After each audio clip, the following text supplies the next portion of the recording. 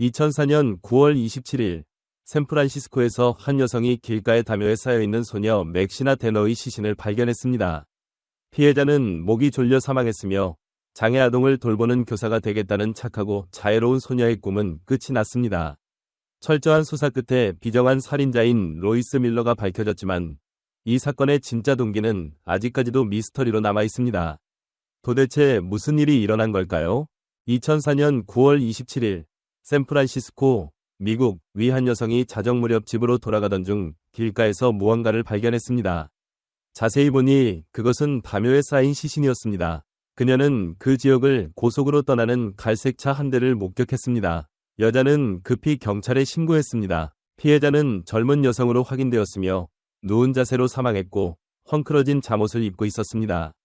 경찰은 그녀가 끌려갔다고 믿었습니다. 피해자는 목이 졸려 사망했으며 얼굴과 머리카락에 피가 묻어 있었습니다. 그러나 주변에 혈흔이 없었고 이는 그녀가 다른 곳에서 살해된 후 이곳에 옮겨졌다는 것을 시사합니다. 경찰은 현장에서 타이어 자국이나 신발 자국을 찾지 못했습니다. 911에 전화를 건 여성은 차에 타고 있던 사람들을 명확히 보지 못했다고 전했습니다. 그러나 그 차는 갈색의 포도어 세단이라고 했습니다. 여성이 경찰에 정보를 제공하던 중 그녀가 설명한 것과 같은 차량이 현장에 갑자기 나타났습니다. 경찰은 즉시 그 차를 추격했고 결국 차량에 타고 있던 사람들은 길에 있는 시신을 보고 차에서 내려 확인하려 했다는 것을 알게 되었습니다. 그들은 사건과 무관한 것으로 확인되어 용의자 목록에서 제외되었습니다. 이때 경찰은 17세의 고등학생 맥시나 데너가 실종된 사건을 통보받았습니다. 맥시나는 시신과 직징이 일치하는 것처럼 보였습니다. 당국은 현장에서 발견된 맥시나의 이름이 적힌 운전면허증과 그녀의 지문을 통해 피해자가 맥시나임을 정확히 확인했습니다. 맥시나 데너는 1987년생으로 샌프란시스코의 가족과 함께 살았습니다. 맥시나는 학업 성적이 우수할 뿐만 아니라 재능 있는 운동선수였습니다. 맥시나는 소프트볼을 좋아했고 고등학교 졸업 후 캘리포니아 대학교 버클리 캠퍼스에서 운동하는 꿈을 가지고 있었습니다. 그녀는 또한 교사가 되어 장애 아동들을 돕고 싶어 했습니다. 맥시나는 유머러스하고 활발하며 외향적인 성격으로 묘사되었습니다. 맥시나의 어머니 라우리는 마지막으로 딸을 본 것이 딸이 잠옷을 입고 목에 십자가 목걸이를 걸고 있었을 때라고 말했습니다. 그들은 함께 영화를 봤고 맥시나는 잠자리에 들기 위해 어머니에게 인사를 하고 방으로 갔습니다. 라우리는 다음 날 아침 출근하기 전에 맥시나 의방에 들렀지만 아무 소리도 듣지 못했습니다. 이는 맥시나가 종종 늦게 일어나기 때문에 매우 정상적인 일이었습니다. 그래서 라우리는 딸의 방에 들어가 확인하지 않았습니다. 그러나 그날 맥시나가 학교에 가지 않았다는 사실을 알게 되면서 어머니는 걱정하기 시작했습니다. 맥시나에 대한 소식이 전혀 없자 가족은 경찰에 신고했습니다. 위료 감정 결과 맥시나는 성폭행을 당하지 않았습니다. 맥시나가 착용했던 목걸이는 그녀의 목에 흔적을 남겼습니다. 피해자가 목이 졸렸을 때 그것이 그녀의 피부에 붙었습니다. 계속해서 17세 여학생 맥시나 데너 살인사건을 조사한 경찰은 그녀의 절친들과 대화를 나눴습니다. 맥시나는 매우 유명하고 많은 사람들에게 사랑받는 인물로 친구도 많았습니다. 한 친구는 맥시나가 비밀스러운 남자와의 약속을 계획하고 있다고 경찰에게 털어놨습니다. 그 만남은 그녀가 사망한 바로 그날 밤에 이루어졌다고 했습니다. 맥시나는 그 남자를 단테라고만 불렀습니다. 단테는 25세 정도의 흑인 남성으로 키가 약간 작고 건장한 체격이며 SUV를 운전한다고 묘사되었습니다. 그 친구는 단테가 결혼했을 가능성이 있다고 의심했습니다. 맥시나는 단테를 약 한 달 전에 만났습니다. 그 당시 맥시나와 친구가 버스 정류장에서 기다리고 있을 때 단테가 차를 세우고 둘은 서로의 전화번호를 교환했습니다. 맥시나의 전화 기록을 확보한 수사관은 그녀가 살해된 후 며칠 동안 휴대전화가 여전히 작동하고 있었음을 발견했습니다. 데이터를 추적한 경찰은 샌프란시스코 베이뷰의 한 공원, 맥시나의 시신이 발견된 장소에서 멀지 않은 곳까지 발자취를 쫓아갔습니다. 맥시나의 전화를 사용하고 있던 남자는 모리스 파웰로 확인되었습니다. 모리스는 경찰에게 전혀 낯설지 않았습니다. 그는 절도, 침입, 그리고 마약 사용의 전과가 있었습니다. 휴대전화에 대해 신문을 받자 모리스는 낯선 사람을 도와주었고 대가를 받았다고 진술했습니다. 그의 범죄 기록에 대해 물었을 때 모리스는 답변을 거부했습니다. 경찰은 이 남자가 무언가를 숨기고 있다고 믿었지만 그를 붙잡아 둘 이유가 없어 결국 풀어줘야 했습니다. 수사기관은 맥시나의 휴대전화 기록을 더욱 면밀히 검토했습니다. 그들은 맥시나가 로이스 밀러라는 이름의 21세 남성과 자주 연락을 주고받았다는 것을 알아냈습니다. 맥시나와 로이스는 총 148통의 전화를 주고받았으며 통화 시간은 다양했지만 주로 로이스가 맥시나에게 전화를 걸었습니다. 두 사람은 맥시나가 사망한 날 밤에도 여러 차례 연락을 주고받았습니다. 경찰은 지역 청소년 센터에서 상담사로 일하고 있는 로이스를 만나러 갔습니다. 인터뷰에서 로이스는 맥시나와의 관계를 축소하며 그 여학생이 자신에게 반했다고 말했습니다. 단테라는 인물에 대해 묻자 로이스는 그 사람을 모른다고 했으며 다른 사람들에 대해 맥시나에게 물어본 적도 없다고 했습니다. 로이스는 그들과의 대화 내용이 무엇이었는지 기억하지 못한다고 주장했습니다. 로이스는 맥시나가 살해된 밤에 자신이 교통수단이 없었기 때문에 그녀를 만나지 않았다고 확언했습니다. 로이스는 어머니와 함께 살고 있었고 당시 어머니는 마을을 떠난 상태였습니다. 모리스와 마찬가지로 경찰은 로이스를 의심했지만 끝내 그를 풀어줄 수밖에 없었습니다. 로이스가 경찰서를 떠난 지 얼마 지나지 않아 한 변호사가 수사기관에 연락했습니다. 그 변호사는 자신의 의뢰인이 맥시나의 살인사건에 대한 정보를 가지고 있다고 말했습니다. 형량 감면 조건을 통해 그 증인은 자신의 가장 친한 친구가 바로 맥시나를 살해한 범인이라고 폭로했습니다. 그는 친구와 함께 맥시나의 시신을 길가에 버리고 떠났다고 진술했습니다. 증인은 피해자가 담요에 쌓여 그곳에 버려진 모습을 잊을 수 없다고 말했습니다. 결국 그는 모든 것을 어머니에게 털어놓았고 어머니는 변호사에게 연락했습니다. 증인은 자신의 가장 친한 친구가 바로 로이스 밀러라고 밝혔습니다. 그는 범행이 발생한 밤에 로이스의 집에 갔다가 차고에서 맥시나의 시신을 발견했다고 증언했습니다. 증인은 로이스를 막으려 하지 않았으며 친구를 도와 시신을 길가에 버리는데 아무런 인식 없이 협조했다고 인정했습니다. 또한 증인은 모리스 파웰 이 사건 발생 밤에 그 근처에 있었으며 모리스가 로이스의 집에서 나가는 것을 보았다고 진술했습니다. 계속된 경찰의 신문에서 모리스는 로이스가 그에게 차를 태워달라고 요청했다고 말했습니다. 모리스는 이후 로이스를 태우고 맥시나를 데리러 갔으며 둘을 다시 로이스의 집으로 데려다 준 후 떠났다고 진술했습니다. 다음 날 로이스는 모리스에게 맥시나의 것으로 확인된 휴대전화를 주었고 맥시나의 시신을 처리하는 것을 도와달라고 요청했습니다. 하지만 모리스는 이를 거절하고 관련되기 싫다고 말했습니다. 모리스는 이후 로이스의 친구가 로이스와 함께 떠나는 것을 보았다고 말했습니다. 결국 로이스는 학생들의 친구들에 의해 맥시나가 언급했던 신비로운 남자 단테로 확인되었습니다. 경찰과의 대질에서 로이스는 살인사건과의 관련성을 부인했습니다. 그러나 그의 전화 데이터와 피해자의 데이터를 근거로 로이스 밀러는 체포되어 살인 혐의로 기소되었습니다.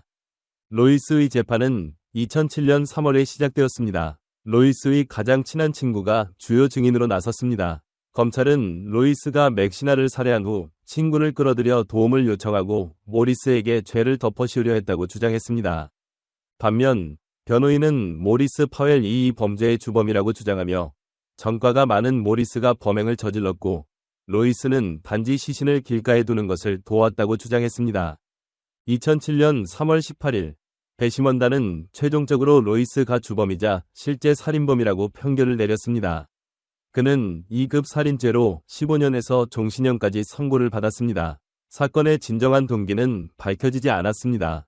이 사건에 대해 어떻게 생각하시나요? 댓글에 의견을 남겨주시고 좋아요와 구독도 부탁드립니다. 다음 영상에서 다시 만나요. 미국의 가난에서 벗어나고 어머니에게 더 나은 삶을 제공하고자 하는 희망을 가지고 호세 레스 라모스와 호르에 몽카다 라모스, 조지 몽카다 라모스 형제는 항상 열심히 일하며 노력했습니다. 그러나 결국 한 여성으로 인해 그들의 노력은 무너지고 말았습니다. 이것은 무자비한 범죄자 밀턴 미란다, 데이지 거티에레즈, 그리고 살바도르 거티에레즈 위 초상입니다.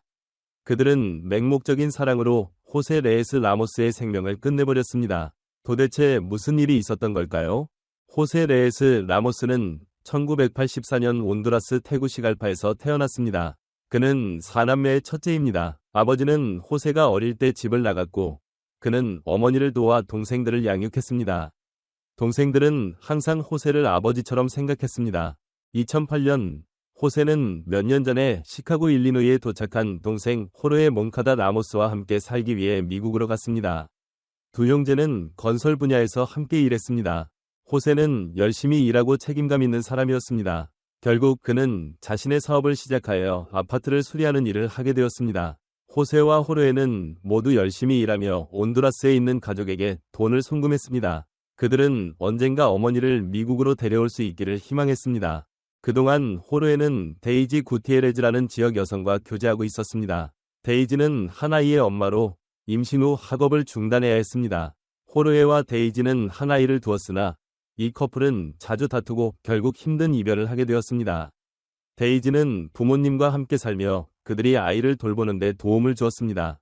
2013년 5월 호르헤는 형의 실종 사건을 신고하기 위해 시카고 경찰서에 갔습니다.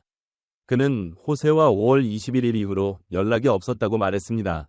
호르헤는 형으로부터 무에르트라는 마지막 메시지를 받아봤고 이는 스페인어로 죽음을 의미하여 최악의 상황을 우려하게 만들었습니다.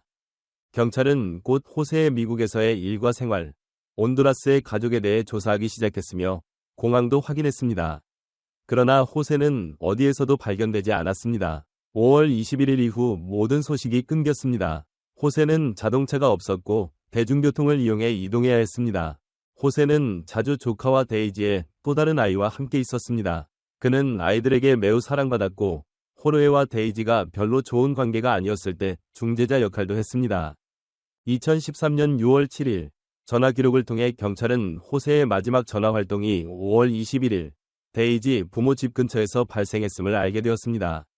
전화기는 또한 그와 데이지가 자주 연락을 주고받았으며 아마도 그 내용은 애정 표현이 담긴 전화나 문자일 가능성이 높은 것을 보여주었습니다. 호르헤는 인터뷰를 받았다. 그는 호세가 데이지에 대한 감정을 가지고 있다고 말했다. 호르헤에 따르면 그와 데이지는 그들의 관계가 너무 나쁘게 끝났기 때문에 많이 연락하지 않았다. 하지만 데이지는 그에게 호세가 자신을 사랑한다고 말한 사람이다. 두 형제는 호세가 동생의 옛 여자친구와 데이트하고 싶어 했으며 호르헤의 아이의 대부가 되고 싶어 했던 것에 대해 갈등을 빚었다. 경찰은 호르헤를 잠재적 용의자로 빠르게 분류했다. 그들은 아마도 호르헤가 형이 옛 여자친구와 함께 있는 것을 보고 질투했을 것이라고 생각했다. 경찰과 협력하면서 호르헤는 그와 데이지가 관계가 너무 나쁘게 끝났기 때문에 서로 적게 연락했다고 말했다. 결국 경찰은 호르헤를 용의자 목록에서 제외했다. 호르헤는 정말로 슬프고 형을 걱정하고 있다. 호르헤의 이야기는 형으로부터 마지막으로 메시지를 받았던 이후로 변하지 않았다. 호르헤는 또한 완전히 데이지를 잊은 것처럼 보인다. 게다가 호르헤는 수사관들에게 데이지를 좀 더 주의 깊게 살펴봐야 한다고 말했다. 그는 자신과 형이 데이지에게 여러 차례 협박을 당했다고 말했다. 그녀는 저에게 호세와 저의 형들을 온두라스에서 죽인다고 말했습니다. 호르헤는 전했다. 경찰은 데이지의 부모 집에 도착했으며 그녀가 사는 곳이다. 그곳에서 그들은 오직 데이지의 아이들만 할머니에게 돌봐지고 있다는 것을 발견했다. 데이지의 어머니는 딸이 어디에 있는지 모른다고 말하며 데이지가 아이들을 거기 두고 아무와도 연락하지 않아서 불편해 보였다. 경찰은 그녀에게 데이지와 연락하라고 요청하며 그렇지 않으면 계속해서 찾아오겠다고 했다. 2013년 8월 3일 호세가 실종된 지 2달 만에 데이지는 수사관들과 연락을 했다. 그녀는 새로운 남자친구 밀턴 미란다 22세와 함께 뉴저지로 이사했다고 말했다. 데이지는 호세를 몇 개월 동안 만나지 않았으며 시카고를 떠난 이후로는 더더욱 그렇다고 주장했다. 또한 그녀는 호세가 실종되던 시점에 버스를 타고 뉴저지에 도착했다고 말했다. 하지만 경찰은 호세의 전화가 마지막으로 울린 곳이 데이지 부모의 집 근처라는 것을 알고 있었지만 그녀에게 그 사실을 알리지 않았다.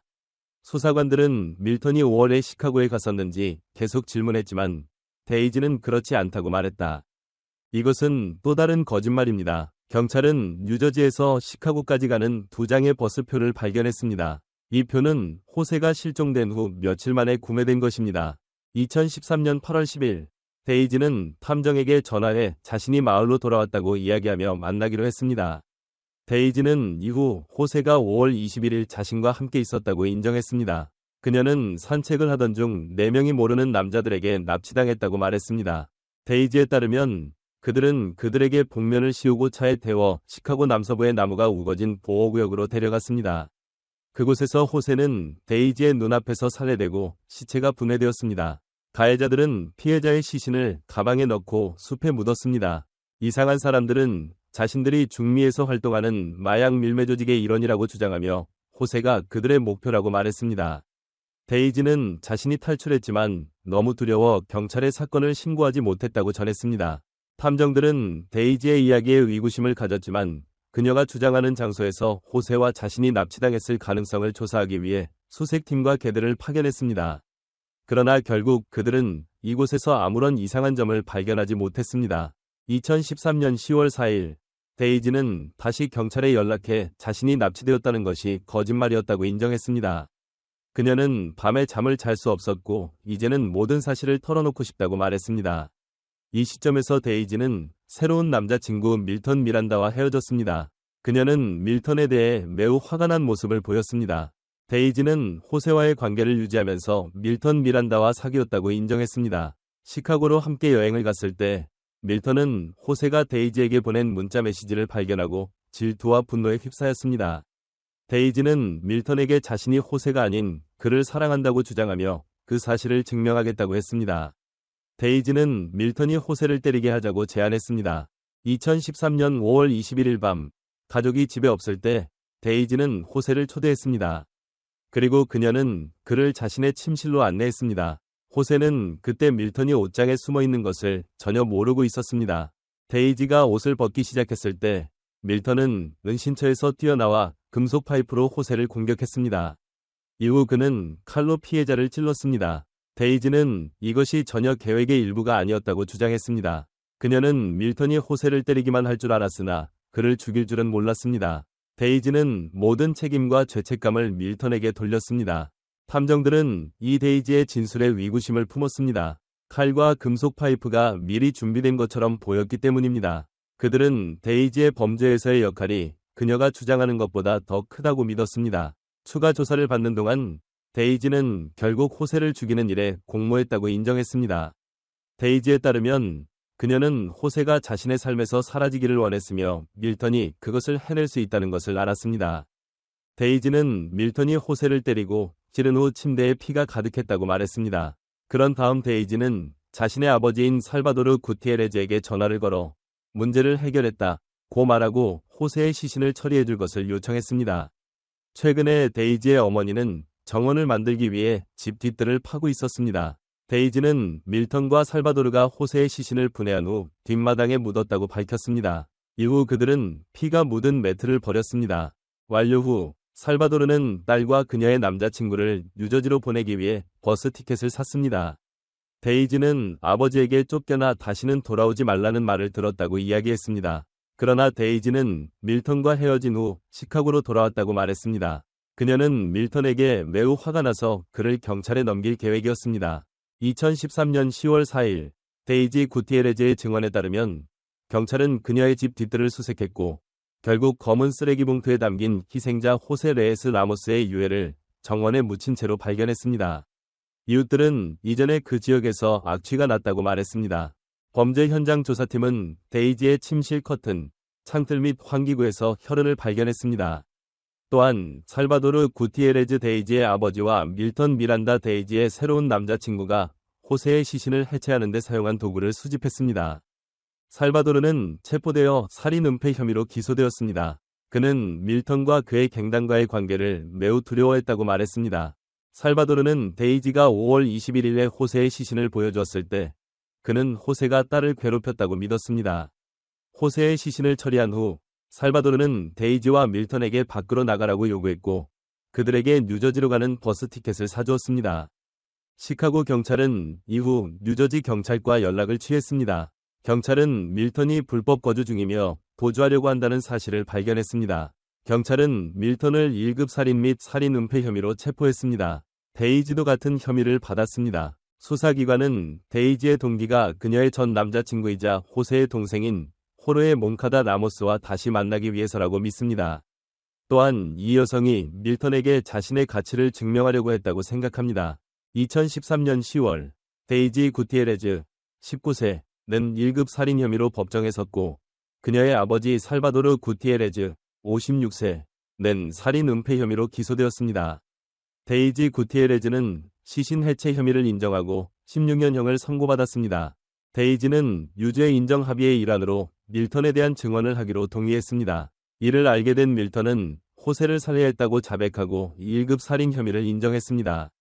그는 30년형을 선고받았으며 2043년에 첫 가석방 자격을 얻을 수 있습니다. 살바도르 구티에레즈는 유죄를 인정하지 않아 유일하게 재판을 받았습니다. 살바도르는 데이지가 호세에게 괴롭힘을 당하고 있다고 말한 것을 들어 데이지를 보호하기 위한 동기라고 주장했습니다. 결국 살바도르는 시신 해체 및 살인 은폐 혐의로 유죄 판결을 받고 20년형을 선고받았습니다. 경찰은 실제로 피해자의 전화에서 스페인어로 작성된 죽음에 관한 메시지를 호르에게 보낸 사람이 누구인지 확신하지 못합니다. 일부는 그것이 호세라고 주장하지만 다른 사람들은 그것이 데이지 또는 밀턴이 호르에게 마지막 조롱으로 보낸 것이라고 믿습니다. 여러분은 이 사건에 대해 어떻게 생각하십니까? 댓글에 의견을 남겨주세요. 그리고 좋아요와 구독도 잊지 마세요. 다음 영상에서 만나요.